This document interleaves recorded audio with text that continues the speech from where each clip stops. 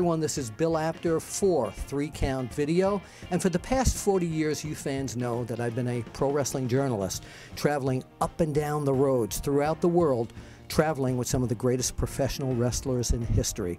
Well, recently one of the highlights of my career came when 3 Count called me and they said, Bill, we'd like you to moderate, be the man in the middle of a roundtable discussion, and this would involve championship wrestling from Florida. That would be the subject matter. I jumped at the opportunity. My guests were superstar Billy Graham, Dory Funks, Kevin Sullivan, and Mike Graham. So right now, I want to take you to that great moment in pro wrestling history as we sat down and we took apart, piece by piece, what made championship wrestling from Florida the success it was as a territory. We're going to start off with Kevin Sullivan, nice kid from Massachusetts who wound up becoming a taskmaster, and everyone who has ever seen Florida Championship Wrestling knows. A wolf in sheep's clothing. A wolf in sheep's clothing.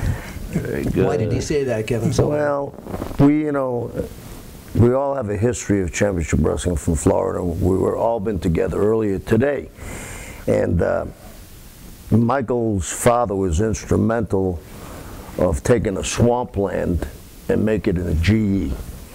He took the wrestling industry and patented it, and it also was, Michael said that his dad had taken it from Terry's dad, gone to New York, and crossbred that wild Texas stuff, the New York business, and brought it to Florida.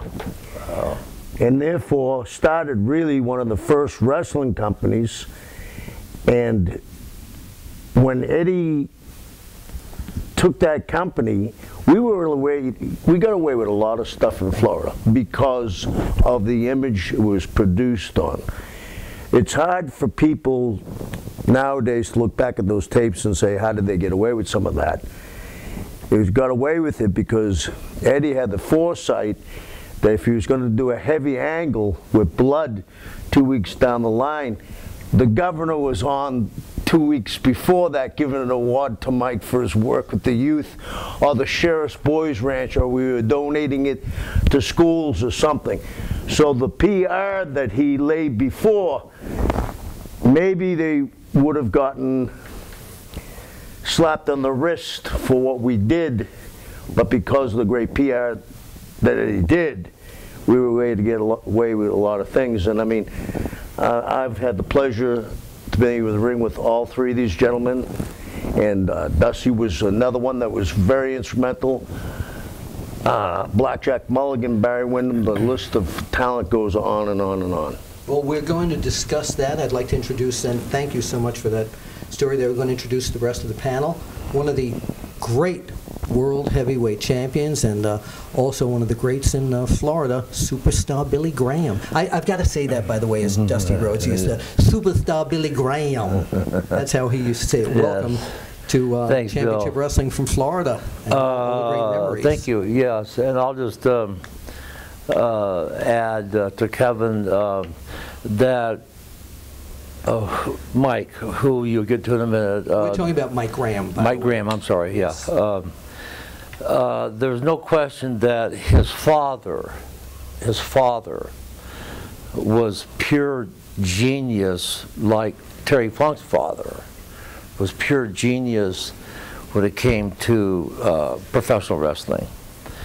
And as Kevin was alluding to, the political connections that Mike Graham's father had, Eddie Graham, that you were alluding to, and his image, I believe, was a real image. I believe that Eddie Graham, with his boys' ranch, and nobody will know better than Mike, and we'll hear from Mike in a minute on this. It was his father we're talking about. But just from being around Eddie, I believe Eddie Graham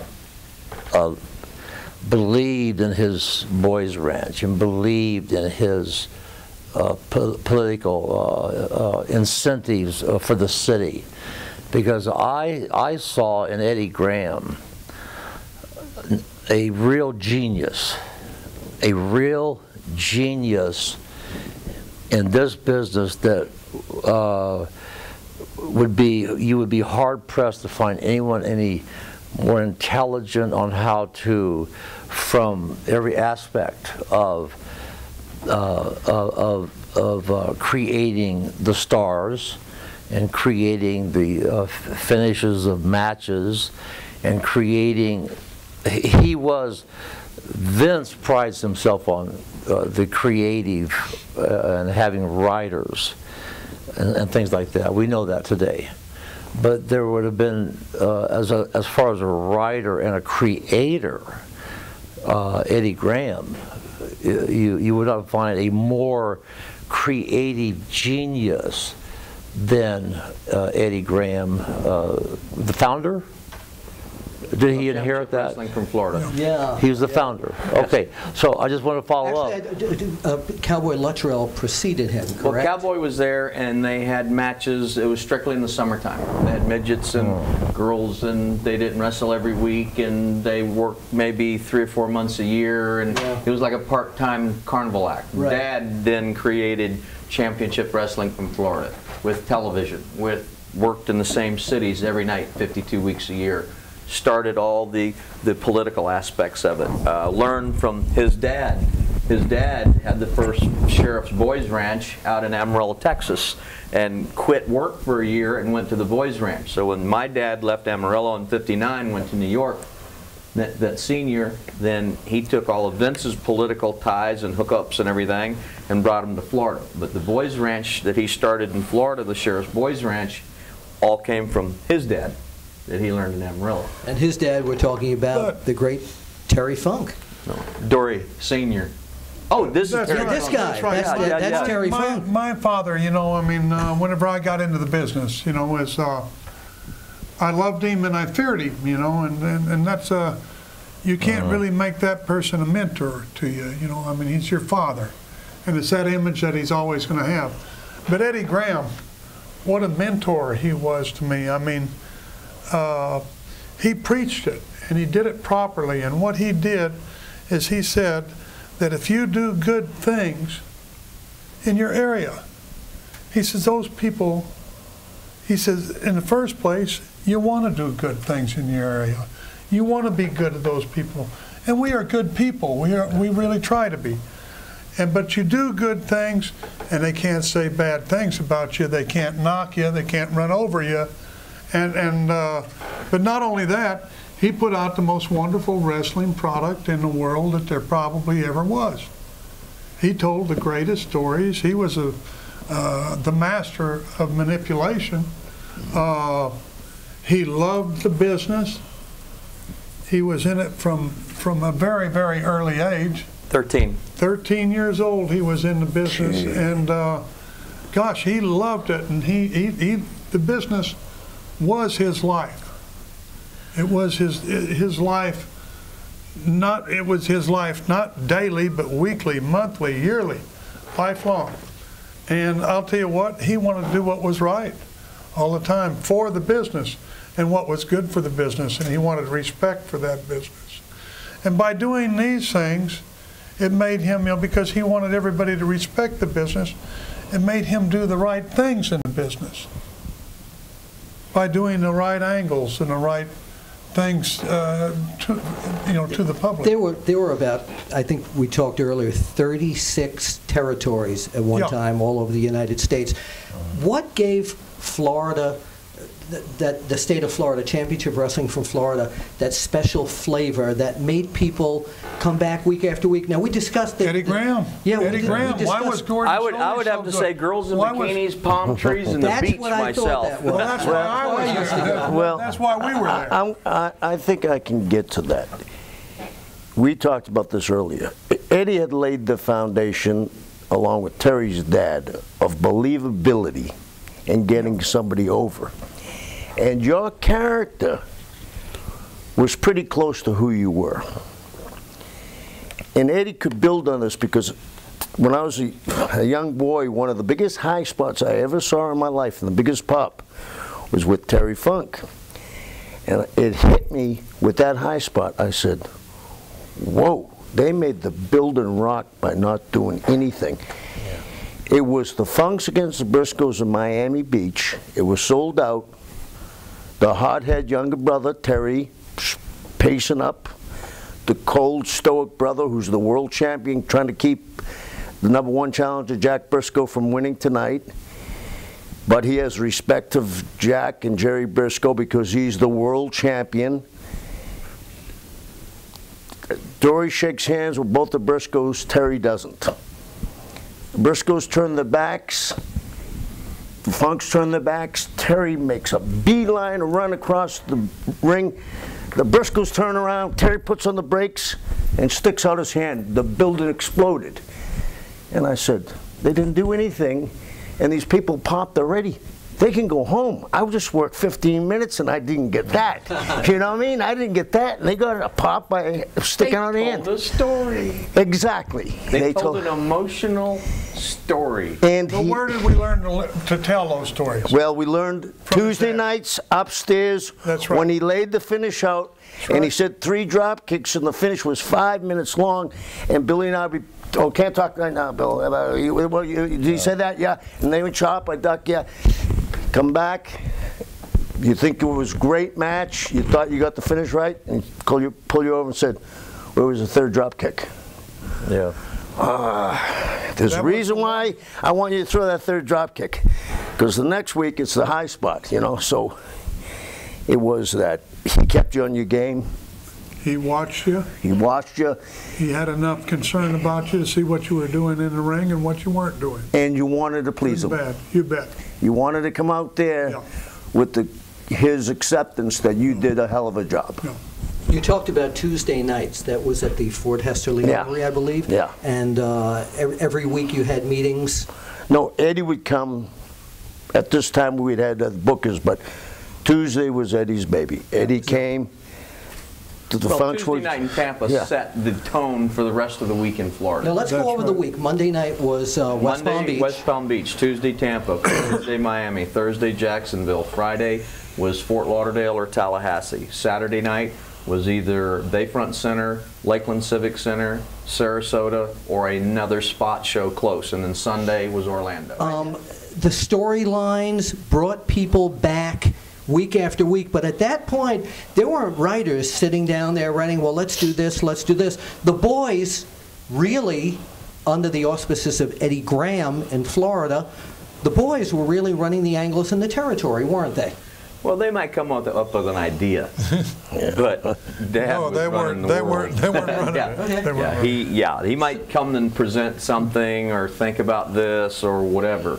But Dad was in almost all the towns for the first 10 or 12 years and set the tone and had his people, and he created the audience. He created the audience that was coming to the matches every week.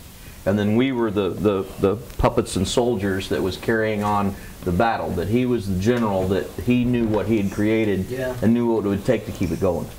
And he had his people, Kevin, Dusty, myself, Terry, that would go to the towns. He sat at the end of my street every night for years at 2 or 3 in the morning waiting for me to come home to see, oh, what'd we do, what was this, how was that, what went over. I mean, 3 o'clock in the morning he's parked out in front of my house waiting for me to come home, you know, to make sure everything was good, and it happened. So he ran it. It was his baby. What was that schedule like, by the way? I mean, was that back-breaking? You driving? No, it was fun. Couldn't go do it today, but then it was the thing. Why couldn't you do it today? Too much traffic. Too many people. The cities have grown so big. There's so many cars. You know, it would just be impossible to try to get to the Miami Beach Convention Center on a Wednesday night by 7 o'clock.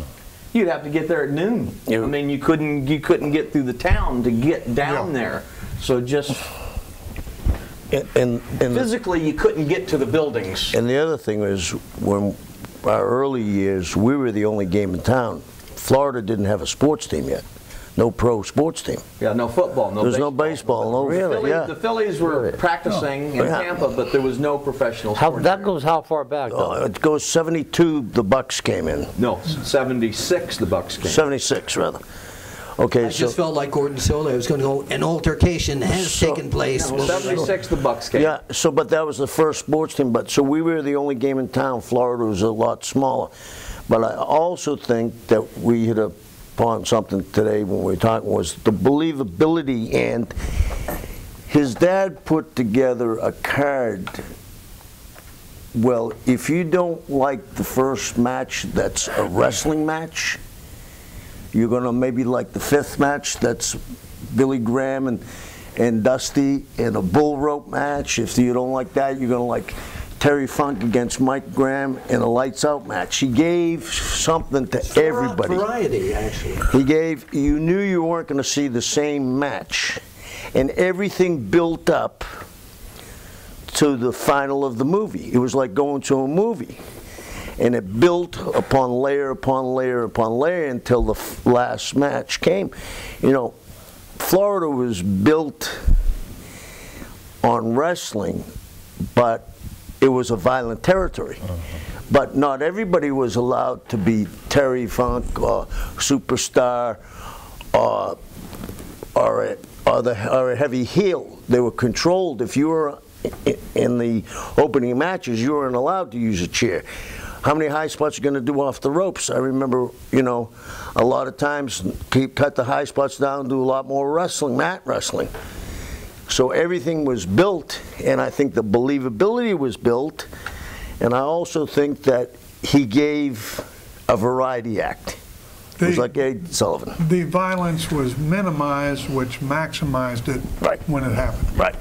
How did he know who to make a star? I mean, when you first came into Florida, Kevin, let's take you for example. When you came in there, how would Eddie Graham have known this guy's got what I want to make into a star? Probably didn't have it whenever he first came in. I didn't. I mean, I didn't. The thing was, Eddie had... Dad had what I've said forever, and he said he had the it factor. Yeah. You can't teach it. You can't learn it. You got to have it. You got it or you don't. You got to have it. Yep. Yeah. And he could watch somebody lacing their boots and walk across the dressing room. He could watch them walk to the ring. He could see how they'd look at people. He'd see how people would look at them. He could watch you wrestle one time, and he could stand and say, waste of time, or I can get something out of him. Yeah, he can get something out of him. And he might watch him go to the ring, and him watch 10 other guys and pick somebody else that'll say, he walks with a limp on his right foot. That guy walks with a limp on his left foot. The two of them together walk normal. Yeah. I can get something out of that. Yeah. Or I can. Right. He knew how to piece people together, and he would see things in people that other people wouldn't see them in. You know, he would see them. He would see something in different people, and he had a great eye for that. You know. How brutal was the initial training? People have told me that Hiro Matsuda would. You know, stretch you and practically break your back before you could actually get in the ring in front of a crowd. For guys that started with no training, I mean, myself and Jack Brisco and Saito beat me up for 3 years. Hogan, he broke Hogan's ankle and spit on him and told him he was a sissy and everything else the first 30 seconds of the first workout. Yeah. Said, if you got any balls, you'll come back. If you come back, I'll teach you how to wrestle. The rest is history. So yeah, they didn't let anybody walk in. And especially Dad's theory was, if they come down here to be a wrestler, when they leave they got to be marked. Either they got to have a broken arm or a black eye or their teeth knocked out or something, because they've told all their friends they're going down to try out to be a wrestler. And if they go back and tell all those same friends that they tried out and they're walking normal and they're not hurt, then it diminishes what wrestlers are. So you were trained to hurt people. You went out and got in a fight, he'd say, I'll hire the lawyers, don't worry about it, but if you get beat on the street, you're fired, done, out of here. Sure. And if I hear somebody came and was bad-mouthing you and you back down from them, you're fired, done, get out. Yeah. On the street, you got to maintain your product. You got to fight for your product, and if you ever get beat, pack your shit and go home. Don't come back. But if you come in and say, I got in a fight or got arrested, I'll hire the lawyers, I'll send the cops, I'll do whatever I got to do. But you have to defend your business at all times. People have to be marked when you fight them, or they come down to be a wrestler. He had that. That was from which is this, which you guys can relate to this, but you know, here we are sitting here today, and we have declared over here, we have declared ourselves Total Entertainment, which Vince has declared wrestlers are Total I never declared that. I was going to say, when you say we, it doesn't mean. Yeah. Doesn't mean So then everybody. here we have the MMA over here that claims that they are total Sport. and total wrestling, or total whatever you want to call it. So where do we lie? Do we lie over here towards the MMA? Are we closer related to them? Are we closer related to, my question is are we closer related to the MMA from our eras and stuff? Are we closer related to entertainment? I'd have to say we're closely related to the MMA. That's a great- And then that was number one. Absolutely. And then entertainment was number. Dad didn't give a crap about entertainment. Yeah, that's He exactly didn't right. care about entertainment. That Pro term. wrestling that we used to see from Championship Wrestling from Florida was, you would sit there and there was no question 90% of the time that, hey, these guys are beating themselves to death. But that was a great question, Terry, because I had never thought it in those terms. And Where do we I lie? see Who where are you're going we? with it. Who are we? Yeah, you You know. understand what I'm saying? Yeah, it's like Who are we who are we then now? Yeah, well- or now? What are you talking about? Our era in the wrestling industry, were we closer to the MMA? Then, you're talking about then. Yes, or are we closer to what Total Vince is producing entertainment. today? Total WWE today? entertainment. It'd be like, I mean, it's like an archaeologist discovering 4 frozen bodies and putting this together in an evolution and say, Yeah. where did they fit? Where do we fit? Where do we fit? Yeah, that's what I'm getting at. The 4 of us, I think, and Mike brought it up, certainly when your dad had Amarillo, the word entertainment didn't come up in a finish. No. It was the intensity, and it was a different era, and it was a much more naive world. But even if we'll say that some people came to the matches, even back in the early mid-60s, early 70s, maybe some people didn't believe every match, but they certainly believed when your dad had that 2-hour and something match. Or whatever it might be. Yeah, whatever it might be or the anywhere in Sheik, country. when the Sheik came to Oh Amarillo. my God, when the Sheik came to town. Now there's a guy. I mean, Kevin, in the 70s, when you came to Florida, it was mandatory for Kevin, me, the Briscos, Bob Root, Bob Backlund, 15 of us to go to the Sportatorium every afternoon and shoot. The same, I mean, wrist locks, face locks, leg dives, get in the ring and shoot. And I finally said, Dad, this is fine, but we are here to earn a living. So let's take it 90%, but let's not hurt somebody in this room that can't then go out and earn a living. Yeah. Because somebody here is going to get hurt. Yeah. I mean, you push to the limit every time on a Tuesday afternoon, you know, Yeah. and then you're leaving there and going on the road every day. The fans back then, I think, off of the TV, liked what they saw. The storylines were extremely believable, very compelling. They were real. Well, it was good versus evil, big versus small. It wasn't who's going out with whose girlfriend or who's doing this or what guy did something silly like they're doing today. It was, like I say, good versus evil, challenger versus champion, small versus big, smart versus stupid. I mean, he did things that are in everyday life that he put in a wrestling format and created things that people sitting at home could understand. Yeah, I don't like my boss, that dirty dog, or yeah, that guy at work, the big bully, I'd like to punch him in the mouth, or Yeah. that dumbass, you know, I want to embarrass him, and the dumbass saying, you know, someday I'm going to kick that smart guy's ass, or just, he just made things believable, just created issues out of everyday life that people could understand and get their teeth into and appreciate. And they could put themselves in those seats going, yeah, I would do that, and, you know, whatever. So he just made everything believable. It was believable. He called it a mental and physical game of chess. Mental and physical game of chess. He said, every night you walk in the ring, he said, Mike, I don't care if you wrestle in Miami, 20 weeks, you have to reestablish yourself every night you walk in the ring. If there's 10 people in this arena that's never seen you before, within the first 2 minutes, you got to have them on the edge of their seat. You got to let them know you're here for business. Don't ever walk in the ring just because you're here every Monday or Tuesday or Wednesday and be complacent and think, oh gee, everybody knows who I am. I don't need to outperform my performance the week before. He said, there you'll get left behind. You've been given the knighted as a Graham when you first went down to Florida. Yes. Did you find that you had, was it very hard for you to live up to having that Graham name? This was the genius of his father. Dusty Rhodes was the booker at the time. I'm Billy Graham. I come in through Dusty, and Dusty is in a state of euphoria and a state of, oh my God, I cannot wait to book superstar Billy Graham against his brother Eddie Graham. This was Dusty Rhodes, his mindset. We all loved Dusty, but he was so.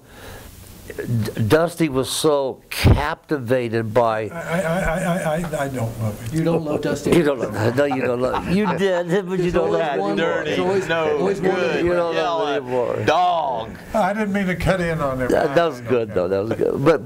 But the genius. I'm talking about the pure genius of this man's father was his coolness in this particular issue, because this was a big issue.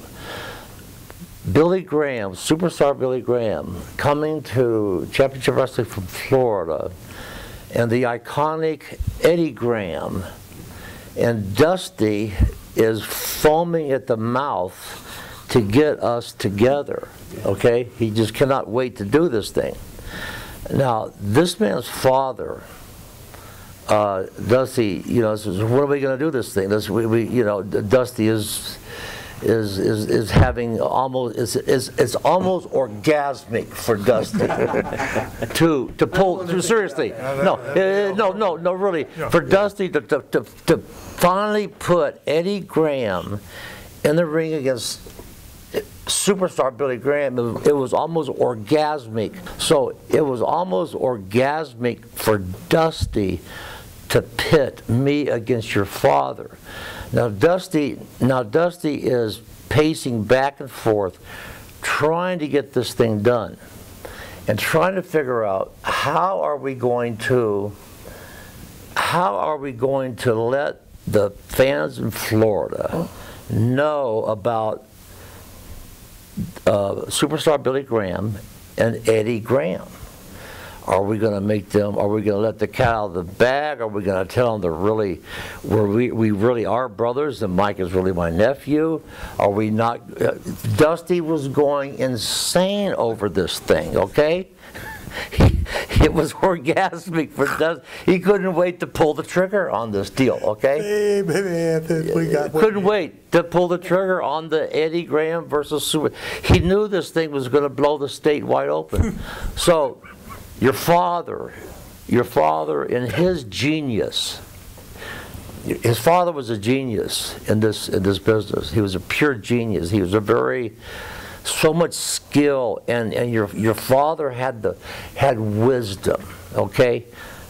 And with this situation, with superstar Billy Graham coming to town after being in New York with the first run already, and before going back to take the deal from Bruno, here I am, pretty popular, and is Billy Graham, superstar, is he really Eddie Graham's brother? Okay, now this kept Dusty awake at nighttime. Your father being the genius and being the cool-headed, let's take our time with this thing. And Dusty's asking your father every day, what are we going to do with this thing? Are you brothers? Is Mike this guy's nephew? This is superstar Billy Graham we got here. And this is Eddie Graham, the Graham brothers. And it's driving Dusty crazy. And so your father, in his wisdom, his father was wise, genius, and his wisdom, he tells Dusty, we're not going to tell the fans anything. We're going to let them think about it. We're not going to tell them that we're really not brothers, or that we might be brothers, or we could be brothers. We're not going to say a damn word to the fans. In his genius, in his wisdom, he says, we're going to let the fans think about it. Okay? We're not going to pull a trigger right away on this thing. We've got real intrigue. Okay? Sure. You do not have real intrigue or plot. This was plot. Your father was plotting. He was a plotter. And with me being in this unique situation of being a Graham, it was intrigue. And your father, in his genius and wisdom, saw the intrigue of the fans and saw the fans wondering, oh, these guys brothers? What is the deal here? And so your father, he says, we're not going to do anything about this thing. We're gonna sit back and we're gonna just let the fans wonder about it. This is the easy thing to figure out, Dusty. You got to settle down. You got to slow down. Okay, so this is the deal. So your father said, we're not gonna do anything here. We're gonna let the fans think about this for a couple years, if we have to. Do you know what problems we had doing the wrestling magazines with that angle? Because we didn't know what to do. We were getting letters constantly. Yeah. Are they brothers? Yeah. Are they uncles? Yeah. Are they nephews? Yeah. So your father, in his wisdom, genius, his strong suit was his coolness under fire. Now here is a big deal. Here's superstar Billy Graham and Eddie Graham, a living legend. And superstar Billy Graham coming out of New York off that New York TV sure. into Florida, and Florida going to New York. This is a big deal. This brother-nephew possibility deal here. This was serious intrigue. Uncle Billy. Uncle Billy, that's right. See, so this was something that was you could not manufacture because of the name of the Graham. It was just like it was, and so Dusty finally settled down and realized that he was not going to be able to book this thing and get a match between me and Eddie Graham. He finally accepted that because of that question. Because of the question. Your father in his wisdom said, why are we going to let these folks know this thing in 3 or 4 months from now? He said, we may never tell these folks about this thing. So that was the, so that. This is like your uncle. But Dad related everything to sex. He said, if you meet a girl and you go have sex with her, then going to dinner ain't fun, going to the movies ain't fun, dating ain't fun. Said you got to date them. You got to go to dinner. You got to go to a movie. Yeah. And take your time. Yeah, right? Take your time. Take your time. Take your time. Interesting analogy. Right off the bat. Yeah. Then where do you go from there? Yeah. And so you go to dinner. After you hit it, the imagination was much better than the actuality. That was your dad's genius. I don't know what kind of girlfriends you had. The longer they all stay apart and everybody's wondering, the better it's going to be. Yes. And then when it finally does happen, it'll be orgasmic. Yes, it'll be orgasmic. It'll be orgasmic. Yes. Yeah. No. But the point is, that shows the genius of his father. It shows the patience of your father, okay? It shows the coolness of your father. It shows the wisdom. It's wisdom. Your father was wise to have this unique situation in the city. Look on life, you know, and so worked, yeah, of course it worked. Of course, very successful. Totally intriguing. Yeah.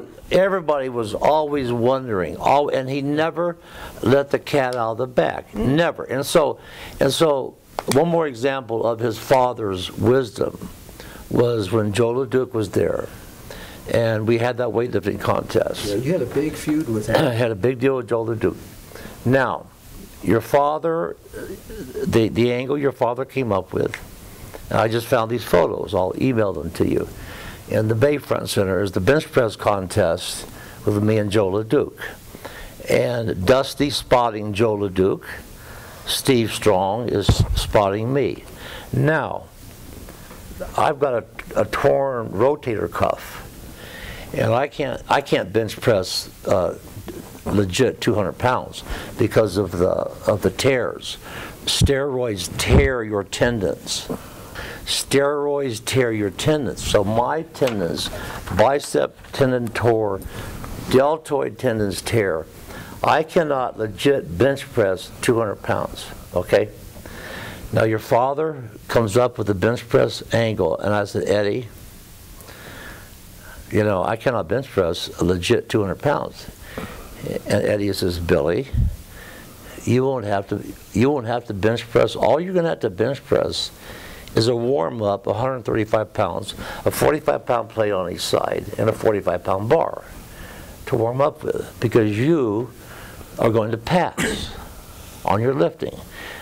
You're the heel, and so you're going to let LeDuc go, and LeDuc's going to open up at about 315, 275 or 300, 315, and then it's my turn to match LeDuc's lift, and you're going to pass, because you're not going to lift because you can bench press 600 pounds.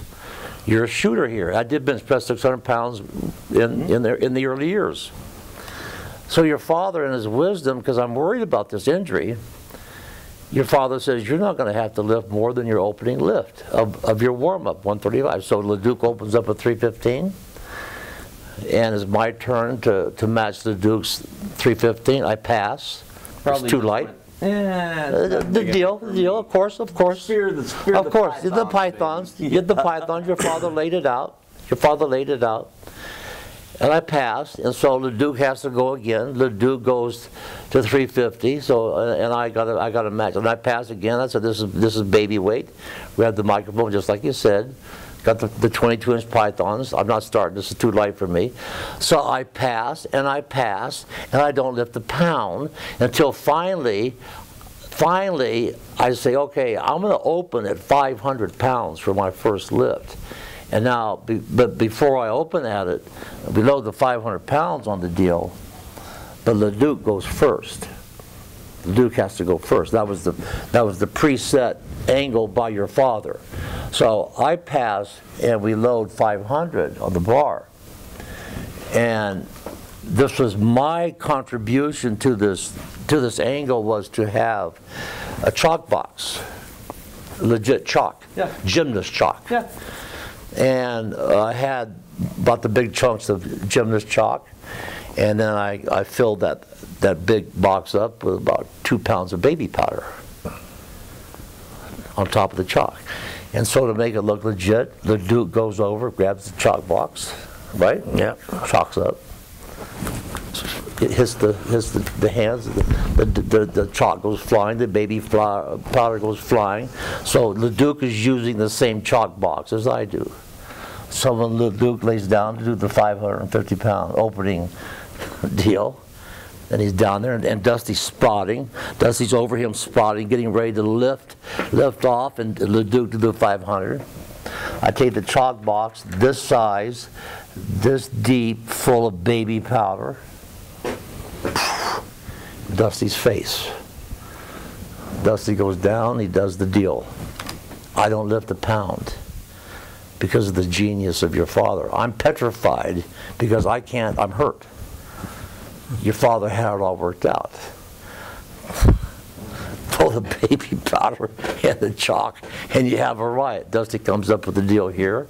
The baby powder, the white baby powder, and the red blood was a very pretty picture. Red and white. Red blood all over white baby powder. It was very effective. And that was the angle. It wasn't to go me and LeDuc, it was to go me and Dusty. So that was the genius of your father. There was nothing that your father couldn't figure out. Yeah, and I think too, Billy, is one of the things, and I would say something to Eddie, and he always had the answer, and he was always right, was one of the reasons why and see if both you guys think I'm right, he didn't book himself against you was, where would you go from there? What are you going to come back with? Eddie didn't book Billy against Eddie because where do you go from there? That's right. What's the next logical step? Where do we go? You can't follow it. So you're going to burn it up, because I would come up to him sometimes with some angles, and he'd look at me and said, "That's a good angle, but what are you going to follow that with?"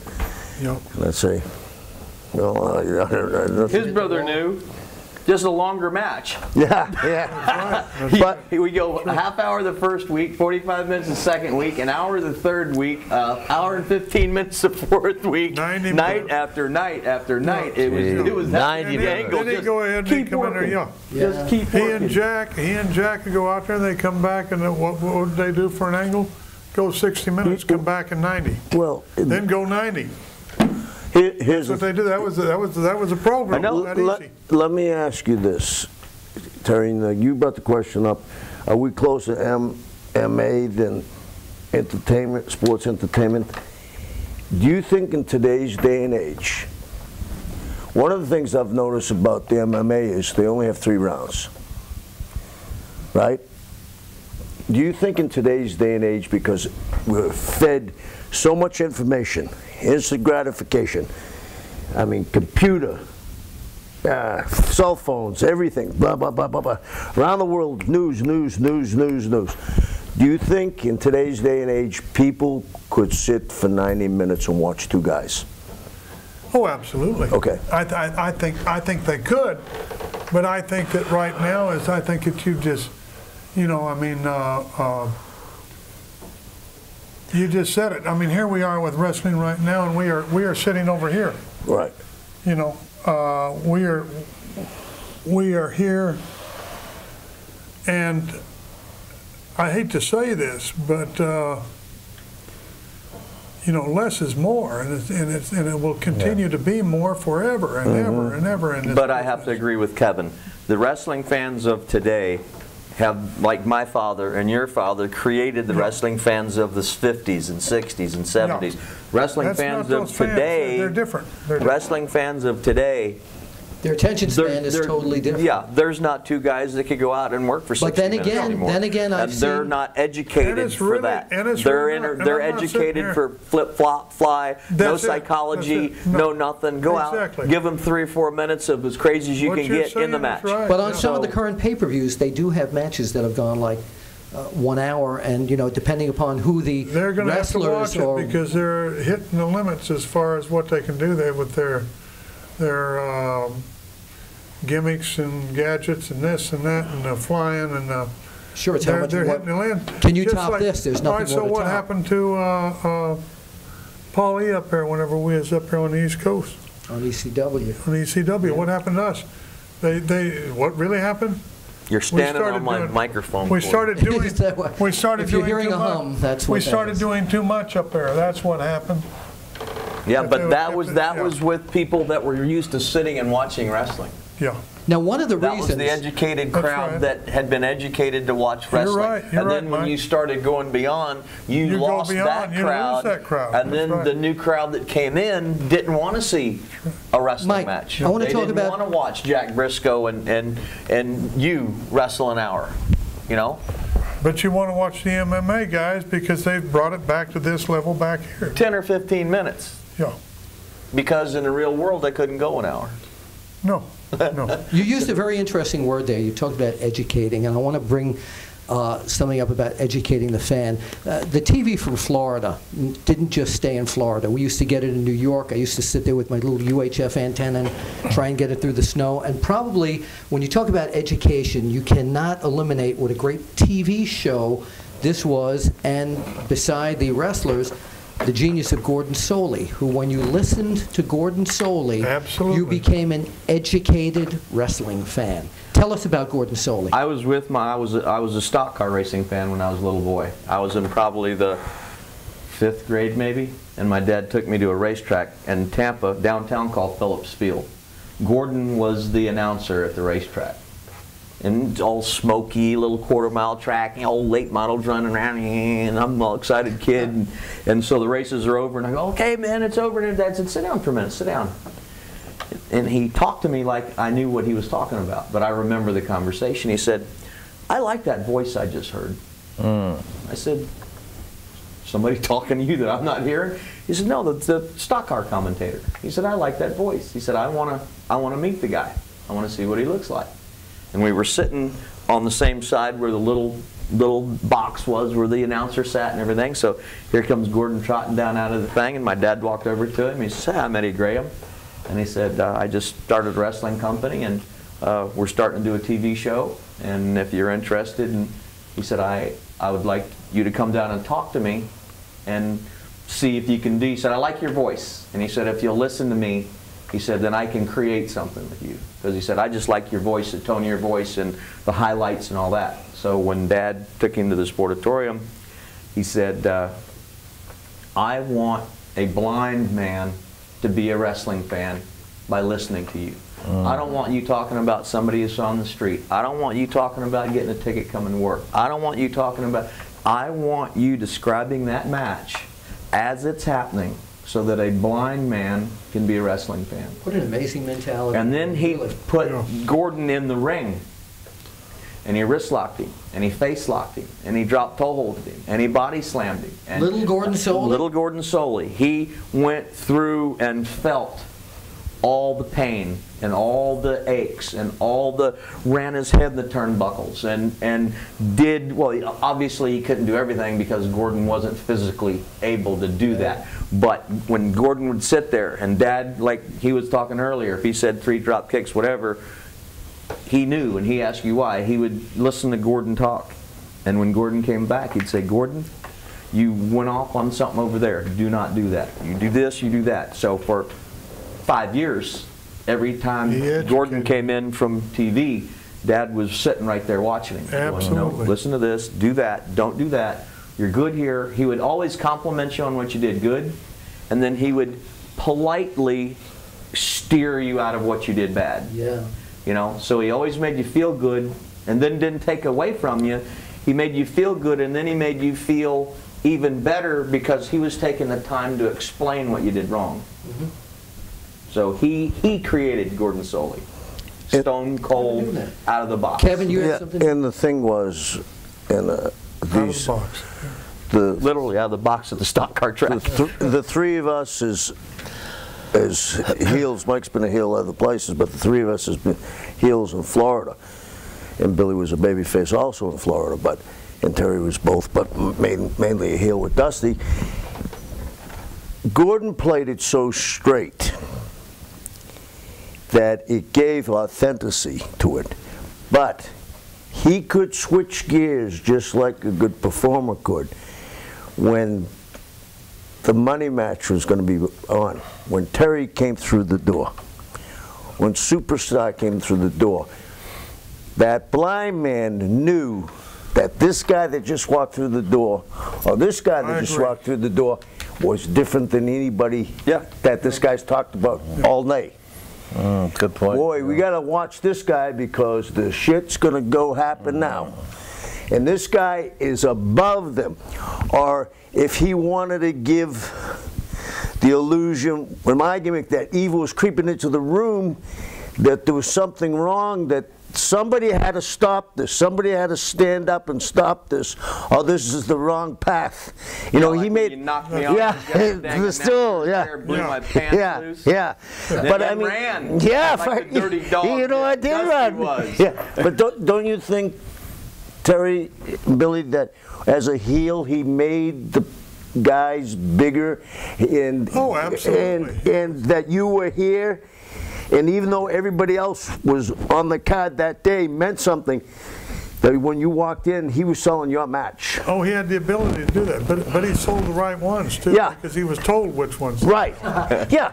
Yeah. We had back in New York, we had the slick talking, you know, the broadcasters that would, and then I heard Gordon Soley once, and like I said, through the snow on the television set, this was like, and people would say, you watched that kind of stuff? Well, when I'd say, turn on Channel 47 in New York on Tuesday night at 9 or 10 o'clock, and they heard that voice, it was, hey, this is like a sport. This isn't that fake stuff that's running up in New York. Right. So he another part of your dad's wisdom.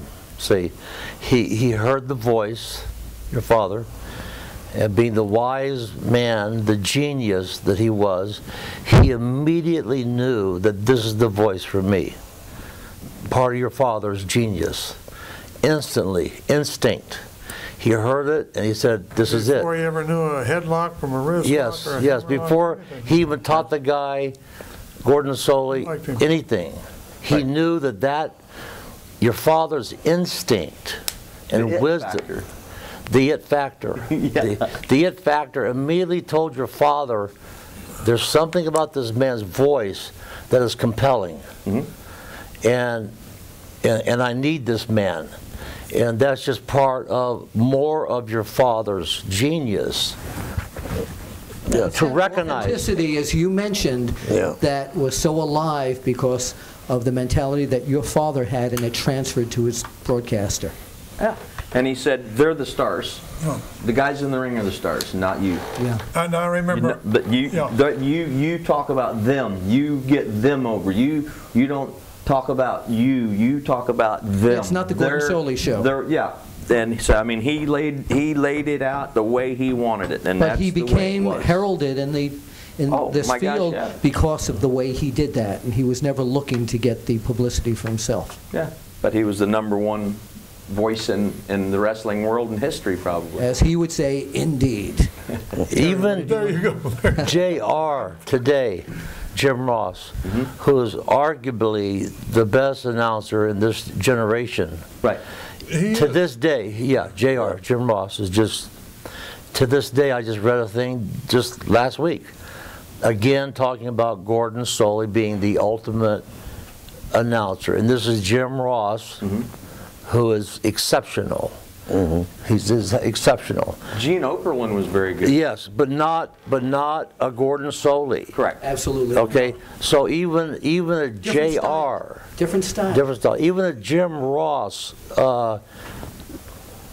could see and hear the Gordon Soley that your father had the wisdom to immediately recognize and say, that is a golden voice, and that will be my voice for my wrestling in Florida. It was your father's instinct. Your father had instinct that was almost impossible to manufacture. Sure. It had to be natural. You had to be natural, like your father. Natural instinct for a man to be sitting there watching these stock cars run around with his little kid, and to hear this man's voice and to say, that's my man. I can hear a voice and I can tell that this is the voice I need. That, again, is the wisdom of his father. So who, the rest of the broadcast team at times, Buddy Colt was brought in, that lovely lady Barb Mcclary was brought in. Who engineered that? Did Gordon Soley at that? No, Buddy came in after his plane crash. Right. And he couldn't wrestle anymore. But Dad respected guys that had respected him in the wrestling industry. And Buddy could talk, and Buddy was kind of a straight man than Gordon was. And he knew that the two of them. Straight. Well, I mean, Gordon, like he was not deadpan, but Gordon was pretty much a straight man. And when the wrestlers would come out, they were the color. They were the whatever. And Gordon, yes, okay, that's fine. Well, Buddy was never a interviewer like that. Buddy was never a screamer, yeller. Buddy was never a superstar interviewer, or Kevin Sullivan or Terry. He was kind of a little bit of a deadpan. He was more of a serious, I'm going to kick your ass. And that's the way it's going to be. Right. And the play between he and Gordon was good, And then when Barb Mcclary came along, Dad wanted to have a female. He was watching news, and the news was always men, always. The weathermen, the newsmen, the this men, the that men. He watched things. And on the 6 o'clock news on Channel 10, Channel 13, one day he saw a lady newscaster. And then about a month later on the other channel, he saw another lady newscaster. And then he saw a lady weather woman, and he goes, that's television. That's where we're going. He said, I want, but not just a lady, but a lady that spoke Spanish. She got the job because she spoke Spanish. He wanted a female Spanish-speaking lady on his TV show because we had so many Spanish fans. And so she would do the commentary and read the cards and do all the stuff in Spanish, and just added an attractive lady to sit with Gordon. It was strictly to put a female on the show. Well, since we're talking about TV right now, we just got a signal from our producer that we need to take a break. So I want you to watch this, or as Gordon used to say, we will be right back, indeed.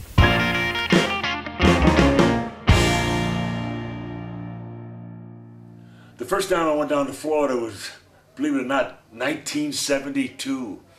Cowboy Electro still owned the territory. Eddie Graham had got there, and I never knew what happened, but sooner or later, Eddie Graham became the booker, and a little while later, he became part of the office, and I many times would talk to Cowboy Electro. He said, yeah, he talked about Eddie Graham had moved in on him, but Luttrell was actually losing big money all over Florida. Eddie Graham, the greatest mind in wrestling I ever seen, he used to take a gentleman and tell you a finish about 6 minutes, and you say, did you get that? If you hesitated, he gave you the same finish a second time, and he'd give it to you 3 or 4 times. Word for word every time. I was so amazed with that there, because I learned early in my career to get along with promoters. When you gave me a finish the first time that you gave it to, my mind had it. He said, you know, I don't have a minute, I give the finish back to him. Eddie Graham couldn't believe that because he had a lot of high spots. I was not a high spot man, right? You'll never hear Ox Baker knock anybody. I think guys have knocked me, but I don't care one way or another. I'm Ox Baker morning, noon, and night. Superstar came to Florida. We had it so hot, the Dusty Road. Well, Superstar became my partner. The first world belt, tag team belt I won was Superstar Billy Graham. Well, Bruno had got a bone broke in his back. Vince needed someone right away, and I was counting the money I was going to make. World champion, we were going to have match after match, week after week. I finally really hit the big, I was past Dusty Rhodes, right? He was in tag matches, but I was past him. Me and Super, we was going to set the world on fire. Vince said, what are you making, Superstar? He said, I'm making $60,000, $70,000 a year with Ox. He said, if you come here Saturday, I'll write you out a check for $250,000 and make you another $500,000 for 1 year. Superstar didn't even question the 1 year. He said, Ox, I guess they got to have a tag team tournament. The tears coming to my eyes. I said, why? He said, I have to go to New York. If I was going to say I wasn't a little bitter, I was a little bitter, but I thought about it. If they reversed it, I'd have done the same thing. Would you have went from 70,000 to 500,000? Well, Superstar, and the payment was, after 1 year, he'd set the territory on fire. He was the greatest thing that New York had for 1 year. But then Vince said, I'm getting ready for Bob Backlund.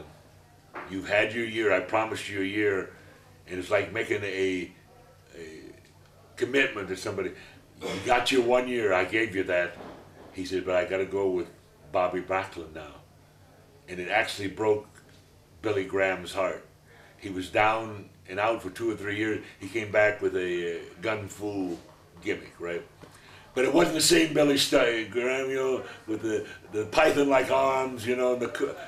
It was so good. He set New York on fire. First heel that they ever had go past 1 month with the belt was Superstar Billy Graham, because he'd set the world on fire but he had 1 year, and so that's what life about is. That's what everything. You get that 15 minutes in the sun, right, and then it's gone. He got his 1 year, and a lot of times when I get together with Billy, because I see him the odd time, he's had a lot of trouble with health reasons, you know. He said, Ox, I keep thinking I should have had more than, he should have, right?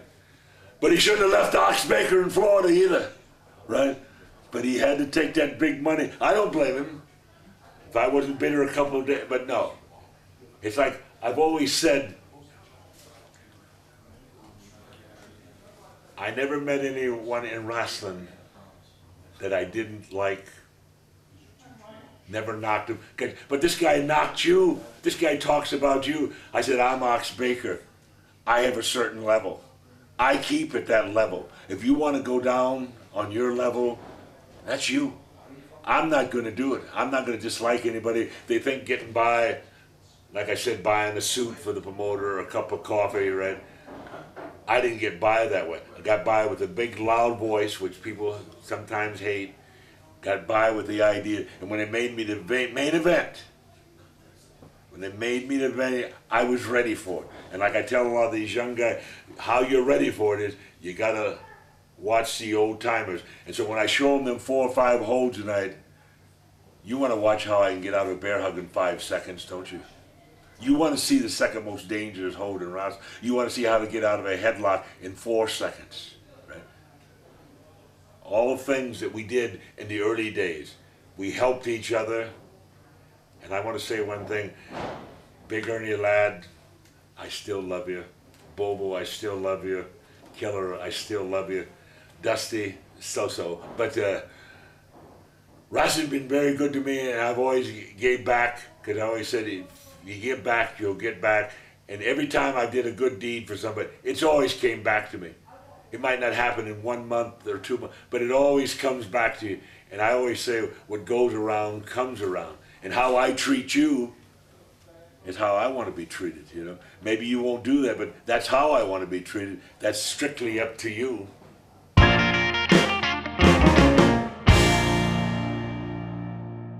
So welcome back. And you were talking about Barb Mcclary, okay? And so how long did she actually last at Championship Wrestling from Florida? A year. A year. She was there 1 year, and just like a lot of other people that think they are the show, instead of that the show created them. And my father was my dad. So Clary walks in the office after the first year. My dad's sitting at his desk, and she comes in and she said, well, Eddie, I've been here a year, and I've made this amount of money, and here's a contract that I'd like you to sign, and I think I need to make more money. And Dad said, oh, really? He didn't even look at what she put down. He said, well, gee, thanks for working for us for the past year, and good luck with everything in your future. That was it. That was it. There was no negotiation. No negotiation, no. And she looked at him kind of funny and went, but Eddie, he said, I understand. We can't pay you enough. Shoot, go ahead. Was she replaced by another female eventually? Did he go that way? I don't think so. No. Never did put another female on. No. And That's how I met the lady I'm married to today, though, because I wanted a lady's point of view on my TV show, and I hired her to do the lady's point of view. What do you mean a lady's point of view? Well, I wanted a lady on the show, but not a lady commentator. We didn't go in Spanish markets. I wanted to touch women in the audience that. Wait, you can't say that. I wanted to reach out through TV, and a woman that saw you said, "Oh my God, his arms are big. It's this, is that." I wanted a lady on the TV show to interview Dory Funks or to interview Kevin and give her point of view as talking to them as an individual. As a female individual. What does a female think about talking female to someone? take. A female, lady's point of view. Yeah. the other thing about your dad is when you were down there, Terry, and you were the world champion and Junior was the world champion, the baby face was Jack Brisco. Yes. When Jack was gone, it was the furthest from Jack Brisco that you could choose to be a babyface. Dusty Rhodes. I mean, Jack Brisco, Dusty Rhodes. It seemed to me that Eddie knew that he couldn't repeat himself. He couldn't take that same character like they do sometimes now and recycle people or try to make them a different character. He is completely opposite. And if you ever thought when Dusty was a heel down there that Dusty was going to be the baby face. Yeah, but that's one thing. People applauded him. Even when he was a heel, people loved him. Yeah, but he had the it thing. They applauded him. It was the way he talked. Yeah, they would clap for him. Like, you know, Dad said he was a sheep. He was a sheep in wolf's clothing instead of a wolf in sheep's clothing. Yeah, he was his personality. He was fighting his personality, trying to be a tough guy, trying to be a bad guy, trying to do those things. When his personality and his charisma was, people wanted to like him. Yeah. That's the simple. Because of the entertainment value. Yes. And I saw that in Minneapolis in 1973 before he came to Florida, Dusty and Dirty Dick Murdoch. But Dusty excelled at entertaining people. So here comes your comparison of the mixed martial arts and the entertainment value. Dusty was the crossover. Dusty brought the entertainment value. You brought the MMA shoot. I was one of the guys who would come out and watch you wrestle because I would want to see the magic that you did because I was a mark for your and Dory's wrestling skills. And but then Dusty, it's impossible to keep an entertaining personality a heel. Sure. Because the people will not let you, like me in New York, it was impossible to restrain me because of the entertainment value. And you could not restrain the American dream, Dusty Rhodes, the son of a humble plumber. Right. He was just too charismatic. You can't have a charismatic heel. It's just eventually that charismatic heel is so entertaining and so becomes beloved because he is so entertaining that you have to make this man a baby face. I was lucky enough to be there, Billy, when you were in New York. And that was a huge problem for them. Big problem, yeah. They had never seen this coming before, where they had made their heel and put all their money in one guy, and all of a sudden he isn't getting booed. The baby faces are getting booed. He was huge in New York. Yeah, but I mean, he's now. What do? You know, we get this heel that's the baby face, and it was getting, you know, to the baby faces that were working with Billy. Oh, Jesus, I got to go and work with him. I'm going to be booed out of the arena. You know, and that gets to be a really tough issue. Gets to be an issue for them. It got to be an issue. But the same thing that got him over was the same thing, his ability to go ahead and talk on the microphone. Yeah. It was the entertainment value. So well, you see, but in Florida, I would eventually became that same babyface in Florida, except you had Dusty Rhodes, and you can't have two extreme babyfaces. Then when this man took over after your dad was gone, and this man being the ultimate heel, well, then it was so easy for my babyface character to emerge because of the evilness. Anybody could be a babyface against this man because of his gimmick, the devil, you know, and the lock and slapping her face. And my God, this guy saw him crucify himself in the studio, you know, to almost tear your pecs loose. I remember that. You know, he was the ultimate evil. And so, and then Dusty was not there any longer. Still is. He still is. So, but you can't have two superstars or two Dusty Rhodes against each other. You see, we were very fortunate in New York to get away with that. Right. Because when Dusty came in and did that razzmatazz and just mesmerized the fans with his entertainment value, you know, and the bull rope deal and the whole deal and that rap. Well, my God, it's like it was almost, the both of us was almost too much. Right. It was almost too much of a good thing.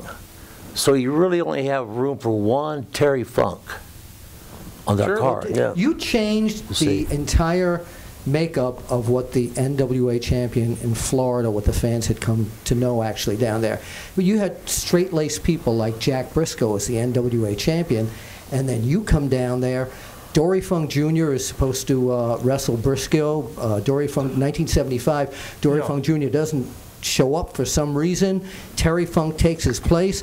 Terry Funk beats Jack Brisco, and now you have this NWA champion down there that doesn't speak, you know, nice and deep and soft like Jack Brisco, but you have a guy coming in there, I'm going to whoop the ass of everybody down here. So you changed the face of the NWA champion down in Florida. But didn't it work nice, though? It worked a wonderful great. way to switch it and a wonderful way to do it, and it's that's what it was. Listen to him talk, though. He still that's him. cartoon character. That was him. But That's why he got over. He Exactly. wasn't making it up. That was he's him. a rebel. He's a real That was rebel. him. Yeah. But it gets back to the story I told originally, that the light bulb went off for me when I saw Terry. I'm a young boy, and I've gone out and wrestled. You've never been a young boy. Okay. Okay, when you were younger. Yeah, when I was younger. When I went out and wrestled 15 or 18 minutes, and he gets a bigger reaction just by sticking out his hand. Yeah. You know, the people popped when they thought he was going to jump the Briscoes, and any other heel would have backed away or attacked him. No, he did the thing that nobody would have thought about, stick out the hand, and he leaves now the baby faces in a bad position. You know, do they trust this guy or not? And it was just such a great transition to it, because it was, if you looked, it was Holly, you know, Junior, Jack, and then Terry. So Terry was a complete change. Because Harley was the heel, but it wasn't that type. He wasn't that type of heel. Right, He totally wasn't different. that type of heel. And it wasn't. He would. To me, Holly was like the champion that could go either way. When Terry came in, people knew he was an ass kicker, and they got. Yeah, and I personally will inject something that I think they really made a huge error by removing you as champion when they did. You had a long run ahead of you. That was my choice. That was your choice. And the reason that choice came along was that I had gotten a divorce, and I went ahead and got back with my wife. If you want to know the real truth of it. But what did that have to do? Because you were on the road then? Yeah. You know. Because you had to go on the road to remain champion? Remain champion on the road, I did 310 times. Right. In 1 year, 310 days I did. So the reason was it was your call. Well, it was my call in its own way. It was my call in its own way, because, hell, I went ahead and I thought, damn, you know. Because I felt that it was. I got a chance of being back with my family, having a wife, 2 kids. So then let's ask the question, that. why did your dad take Jack Brisco out of that spot and put him in there? It's, You'd have to ask Dad. you want me to tell you that? I can't get Let me tell you from that, here. because I'll tell you what, that grind was such a grind, it tore them all out of there. Yeah. From Kiniski, Broken Home to Brisco, whenever he was there, wore him out. My brother finally said, damn, I can't do it anymore. But I mean, he went I saw 4 Jack walk in the Lakeland Civic Center But I mean, one night. they were going. He was dragging the bag. He couldn't even hardly carry it. He looked like he had aged 40 years. I said, I saw. I did 310 So you want to be days around? one you year. did 310 And in 1 year. That was enough. I mean, hell. Yeah, because I saw you. I saw you one time accidentally in the Phoenix airport. Yeah. And you were dragging the bag. You were just worn. You had done your 310 shots, you know, and you were completely worn out. You were just dragging the bag. Well, the championship then would wear you out, because it was a champion of the world. Yeah. you ran all the way around the damn world with the damn thing, you know. And I mean, really, it was. And the New York situation was much better. You just worked that territory. That was it. Yeah. But the other guys, they were hitting 30-some territories. Yeah. Tell us about the time, Kevin, when they put the world title on Dusty Rhodes. What was that like? It was god awful. Why was it god awful? No, I'm just kidding. No, I'm kidding because I always made money with a guy talking like him. Yeah. Like that. The thing was, Talking like that. I think too, was Dusty had gotten so close so many times that the people in Florida started to feel cheated. That when the champion came, that they would get out without Dusty winning it. And He lost his, it hurt his value after a period of time. Yeah, don't you think so, Terry? Dusty's value, absolutely. And then they couldn't book him in the matches anymore because if he didn't win, his value was being diminished again. Yeah. So it was in a position, damned if you do, damned if you don't. You need to put the belt on for a period at any time. It was a wonderful to fuel him up, to get him ready to come back it was to a work wonderful on a regular basis again and start That was a smart thing to do. Yeah. That was a smart thing to do, is go to Dusty on the thing. What was the dynamic between your father and Dusty Rhodes? Oh, Dad loved him. Yeah. Yeah. And Dusty loved Dad. You know, they both got along very, very, very well together. Did he listen to Dusty's ideas and fine-tune them or go with them? He listened to everybody's ideas. Yeah. He would listen to anybody's idea, and then he would run it through his computer. And if he thought it was worthy, or he would pick a piece or whatever out, and then say, okay, well, that's good, but this will be better. Or, that's great, run with it. But he listened, anybody could go in and talk to him. I'll tell you how your dad had patience.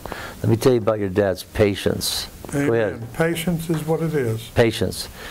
He had so much patience. Your father had these complicated finishes, as we all know. Extremely complicated, believable finishes. That his finishes were like genius finishes, okay? Complicated. Well, in comes to town to wrestle with me for a couple of weeks is Sailor Thomas. Sailor Thomas, and bless his heart, the big black brother, you know, and your dad had so much patience trying to retell Sailor Thomas the finish 5 times each night. And Sailor said, well, Eddie, would you go through that again for me one more time?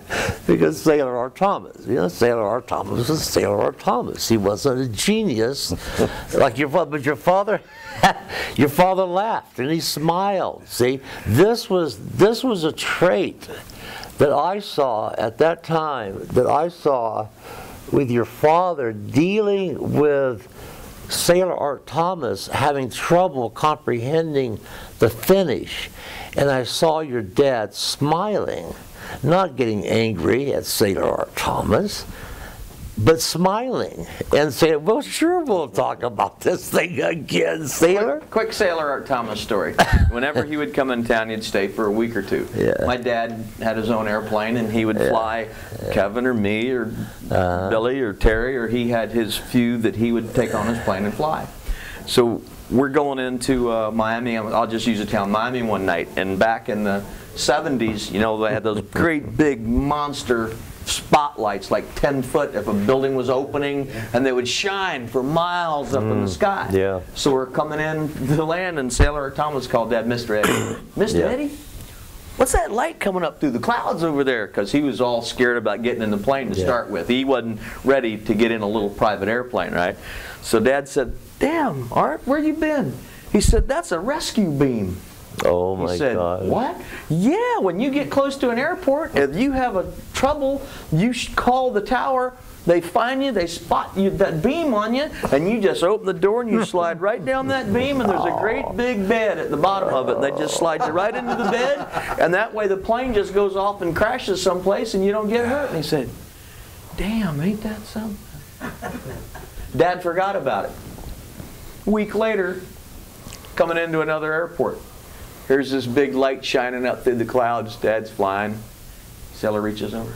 Because Dad has always let him ride in the front seat. You know, that's where you got the best view of everything. Sailor reaches over.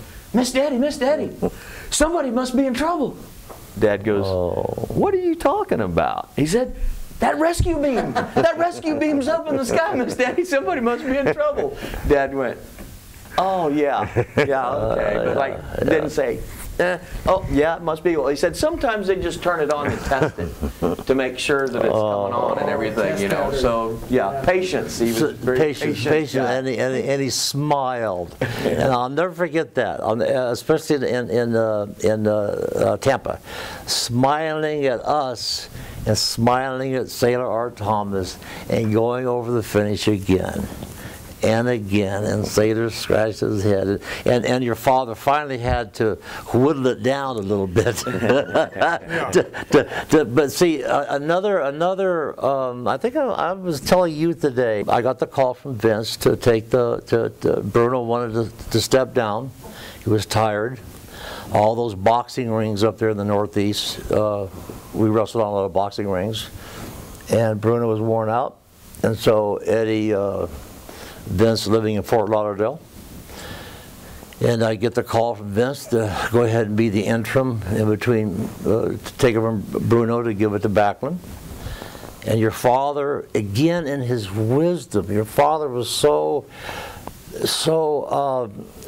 in tune to possibilities and things that could happen. He says, you know what, superstar?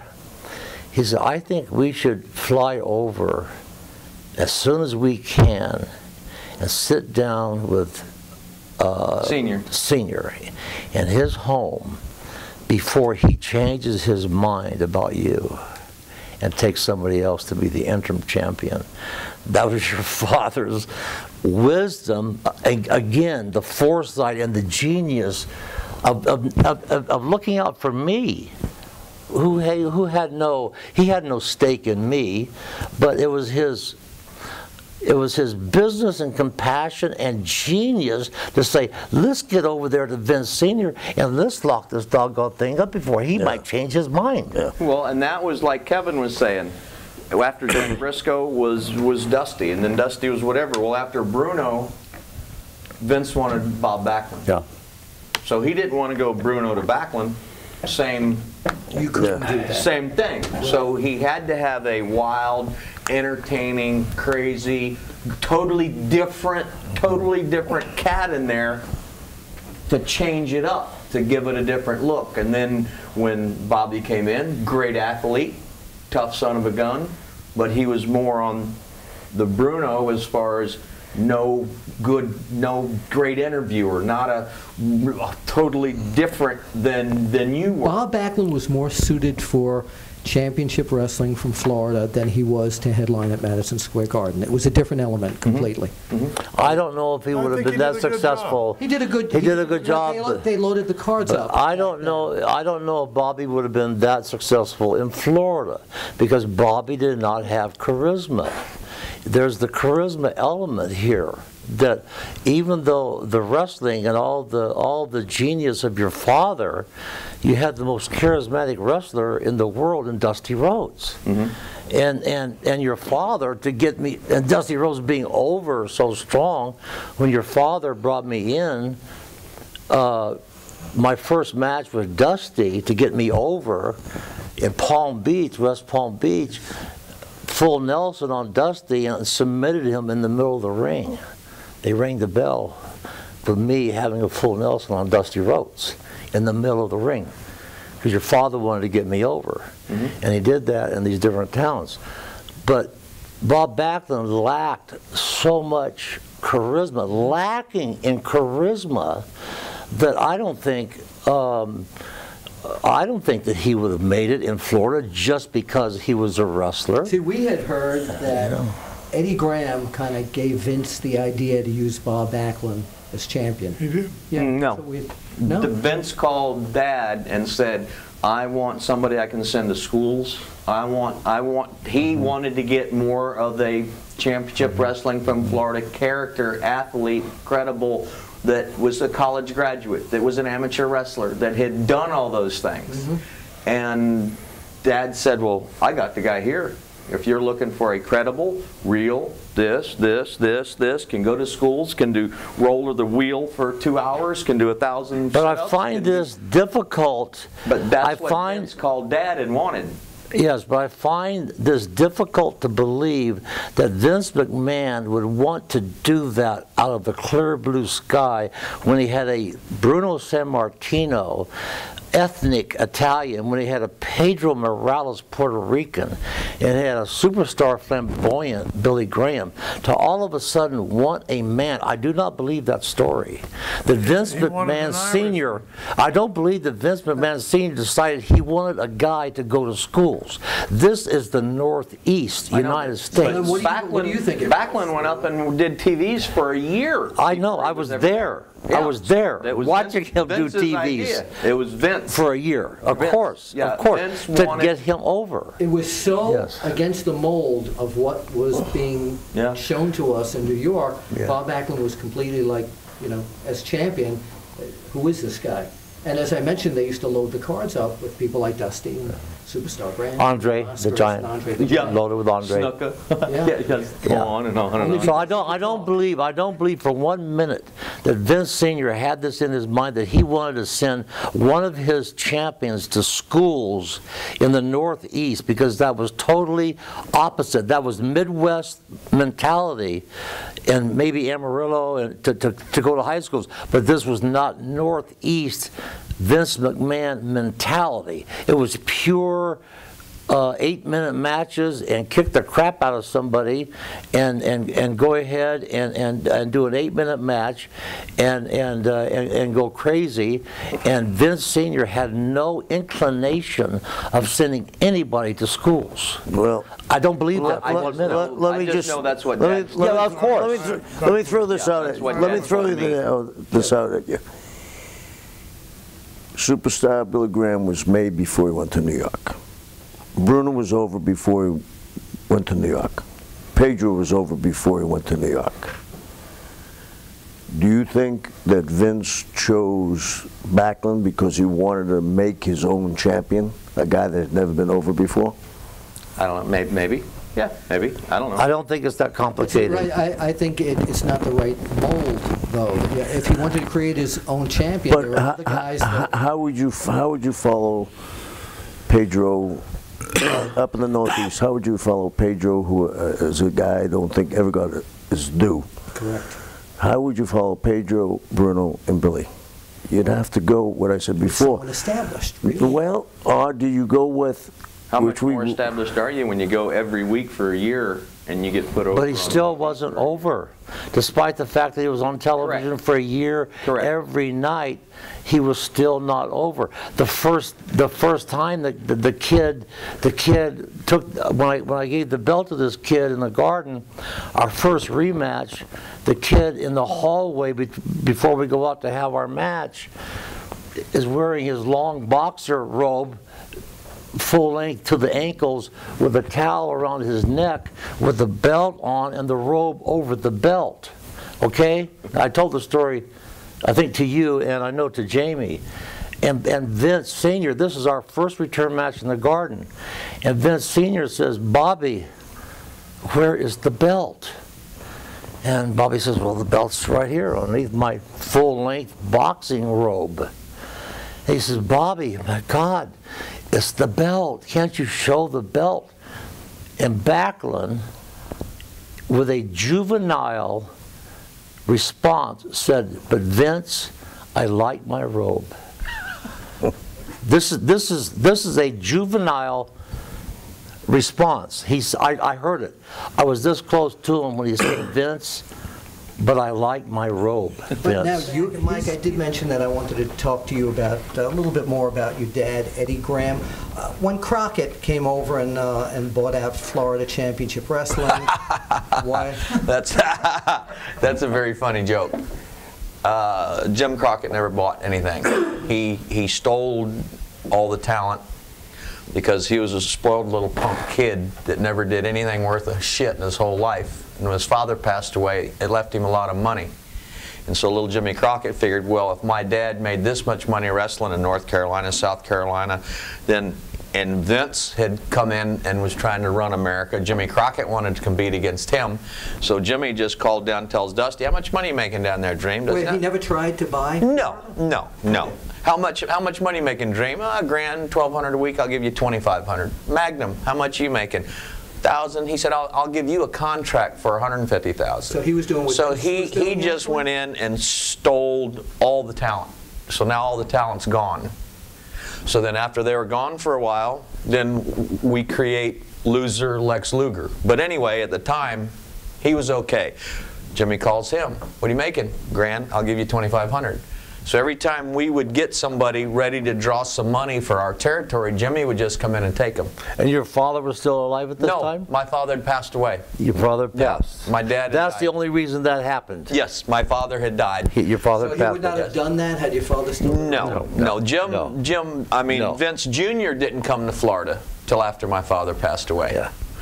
They would not have come They to wouldn't Florida. touch Eddie Graham. Yeah, they wouldn't have come. No, and Dusty wouldn't have left. The whole territory wouldn't have left. And toward the end of Dad's life, he sold bits. He sold pieces of the company. Duke Kiyomuka owned part. Hiro Matsuda owned some. Buddy Colt owned some. The Brisco Brothers owned some. Dusty owned some. He had sold so much of it off that when he passed away, all the Indians were running into themselves. There was no chief. Nobody trusted the other one. Every time somebody said something, somebody else said, well, that ain't worth the crap. The Messiah was gone. Yeah, their anchor was gone. So then when it started crumbling from the outside, then that's when all the vultures started coming in. And then I had gone way deep into the bottle after my dad died. And I couldn't have kept it together anyway because I didn't own the company. I couldn't make the decisions that Dad did. I was just Dad's son. These were older, wiser men that knew more about things than I did. So I couldn't have come in and kept it all together. So after all the walls had crumbled, Dusty called me one day and he said, Mike, I know, gone, whatever. He said, would you work with Jimmy in some way? And I said, well, what do you mean? He said, well, you got talent in Florida and we've got talent up here. If we send some of our talent off TV and work with your guys, then would you pay them? And then send Jimmy some money. You pay our talent, you pay your talent, and we'll split the profit. And I went, sure, that's fine. Well, within 2 weeks, none of the guys in Florida was on the cards. Jimmy was flying all the people in his private jets. He was charging the office in Tampa $400 or $500 a person for their airfare, plus then their salary on top of that. So within a month, it was bankrupted and done. Oh. Was there resentment from the fans, by the way, because things had changed so abruptly? Oh yeah. I mean, and again, once Dusty wrote, we've sat here for 2 hours talking about how powerful Dusty was in Florida. Once Dusty left, once Barry Windham left, once Magnum TA left, once Ron Bannis left, we'll go down. There was like 6 or 8 of the main event guys were gone. They sucked them right over there to Charlotte. Yeah. For 6 months or so, and then everybody was seeing them on the other TVs. They weren't on the Florida TVs anymore. Yeah. So once that happened, and then it just never, that was the end. It just never reclaimed itself. We've been through close to 2 hours here of talking about some of the great feuds and the great stars in Florida, and there's some guys I want to touch upon that we didn't talk about, and you're all familiar with like word association. I'm going to mention some of the names and just give us a quick synopsis of what they meant to the territory. We'll start off with Boris Malenko. Genius. He was a great opponent. Okay, Black Bart. Let me tell you, I want to go go ahead. Boris Malenko even more because he's a great talker. And he was such a talker, he was before his time. He would go ahead and actually come in there and have a piece of paper, and he'd go ahead and he would study and think about his promo. He knew that every word every second was important on a promo. He did the most wonderful job of almost anybody of talking on TV. Your dad is great too. He was one of the guys that laid the groundwork for championship wrestling from Florida. Oh. Correct. A great talker, greatest talker, one of the greatest talkers there ever was from TV. What about Black Bart, one of the notable heels from Bart was there. From Florida? Bart was there. He was in the mix. He was a character in the mix. Jack Brisco. Brilliant. Brilliant. Yeah. Great baby face. Great. one of the purest, greatest baby faces there were. What about his Pure. That's a good word. Pure baby face. What about his brother, Jerry Brisco? He was always Jack's little brother. Okay, interesting. Bruiser Brody. Half nuts. Undependable. Yeah, and a great draw. A great draw. Great draw. Great draw. But undependable, but great. For a promoter. Undependable? Oh yeah, I'd see him on the road. Mike, book me. Okay, Bruce, I'll bring you in for 2 weeks. He wouldn't show up for the first week. Then when he did get here, he'd go, God damn, Bruce, what were we supposed to do with all those main events you missed last week? Well, you ought to be glad I'm here, because I'm here now. I mean, he just had an attitude. Dory Funks Jr. Probably one of the best in-ring champions there ever was. Yeah. Without a doubt. Mike Graham. Should have never been there. No, My nephew. Uncle Billy. My nephew. I said this- Of course he was a good guy. I said this earlier today, one of the 5 best baby faces that I ever saw work. Wonderful, wonderful baby face to get in the ring. And Mike made everybody look better. Yep. He knew how to sell better than 99% of any baby face. And it That's isn't because I was just always out of shape and hurt. and it isn't just me saying this, it's Terry, it's Billy. I've heard Ric Flair say that you were the greatest opponent, one of the greatest opponents he's ever had. Wow. That says a lot. But Mike always fought back. And he'd always fucking potato you before the end of the night. How about Billy Jack Haynes? Out there, but drew money. Yes. Sir Oliver Humperdinck. Loved him. Loved him. Loved Brilliant. him. Brilliant. Yeah. Loved him. Into the fog or out of the fog or whatever he was. Excellent. Steve Kern. Steve Kern, he's a good guy. Let me say this about, are you going to mention the name Jack Mulligan? He's next on the list. He was next. I saw this man work with Jack Mulligan, where he pulled it off where Mulligan had to drop to his knees and to be equal in height. But he was still the heel of heels, and Mulligan was a baby face and a giant of a man, but he was still such an exceptional heel. He got heat over a man twice his size. I'll tell you. Is this not true? Like Jack Mulligan. When was it? My God, it was 1967? 60s, I guess it was 60, maybe 60. In the late 60s. Yeah, but I played against, you know, he went to UTEP. Yes. So he was a football player down there. We beat him. We beat UTEP, you know. But anyhow, Blackjack came down to Odessa, Texas. I don't know what this has to do with championship wrestling from He's Florida. talking about Jack Mulligan. From Sweetwater. So this big kid comes walking up to me at the back of the ringside there and says, God, this wrestling's pretty good stuff. You think I could get in here? It's Jack Mulligan. Oh my gosh. That's right. Is that true? One of the Well, I don't know. He wouldn't have kid, made you know, that I don't up. know. I said it like this. I don't know, kid, if you're going to be. What about Bob Roop? Very good. Very good. Very good. Both straight. As Mr. Terrific. Yep. He was a little green as Mr. Terrific, but worked his heart out.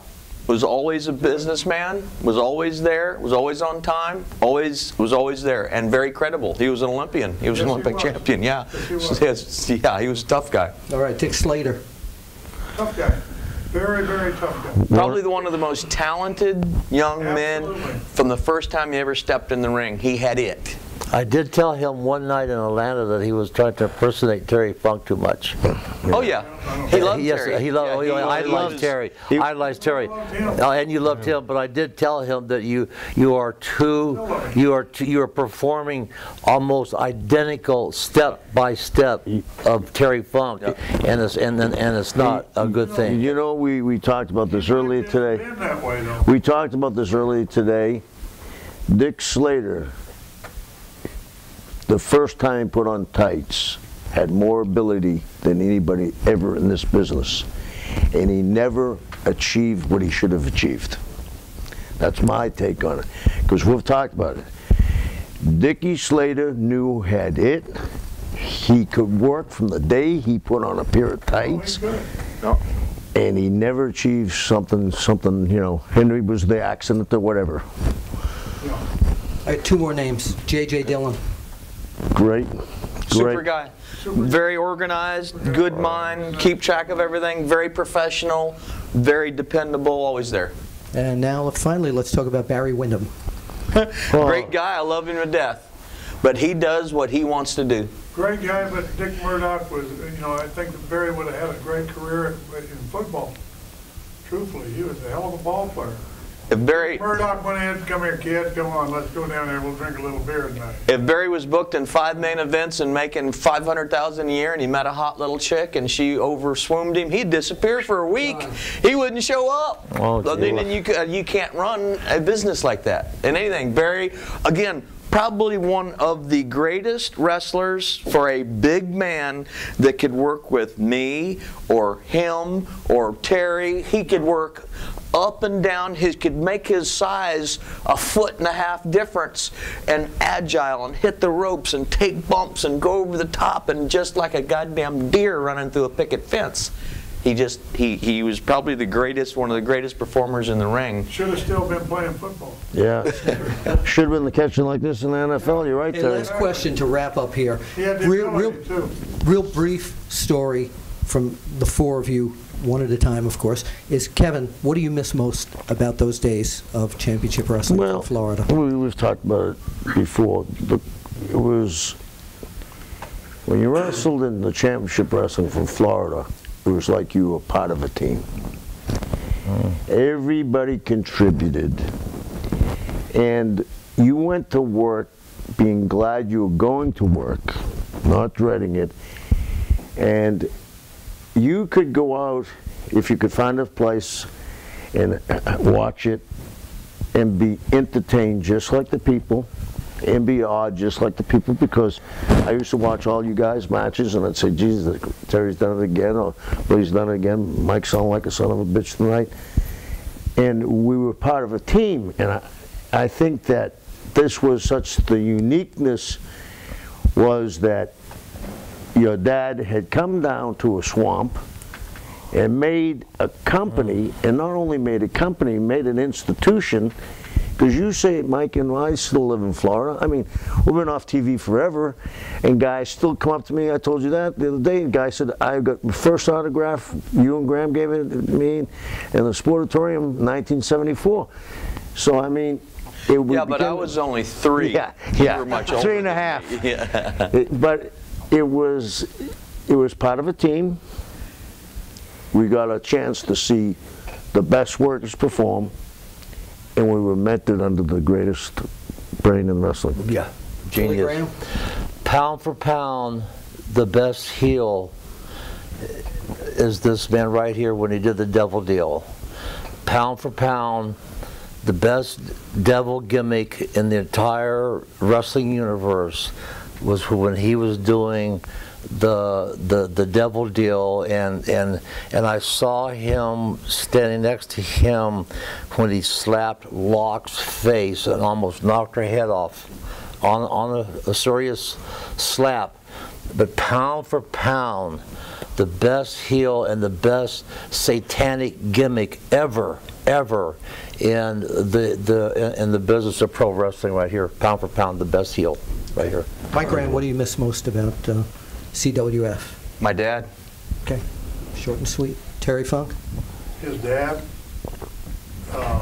Honestly and seriously, my dad, too. You know, I remember the times that they were down there, running around down there in Florida, just as kids, like Mike does.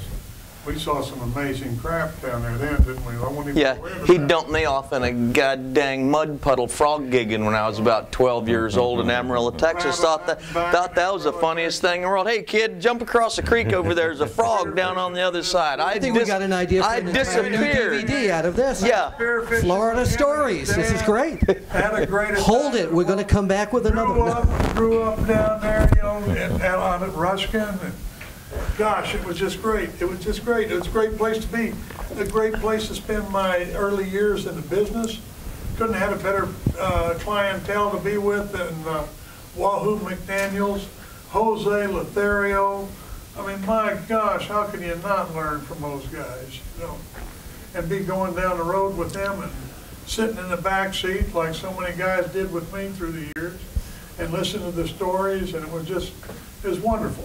It's wonderful and a great business, and it was a great territory, and it was the best territory in the country because everybody got along, everybody had a great time, and hey, it was a ball every night. You couldn't wait to get to the next town. Hey, we've had a ball right here on these past. His dad made it that way. Yeah, his dad, his father. Yeah, the genius. Amen.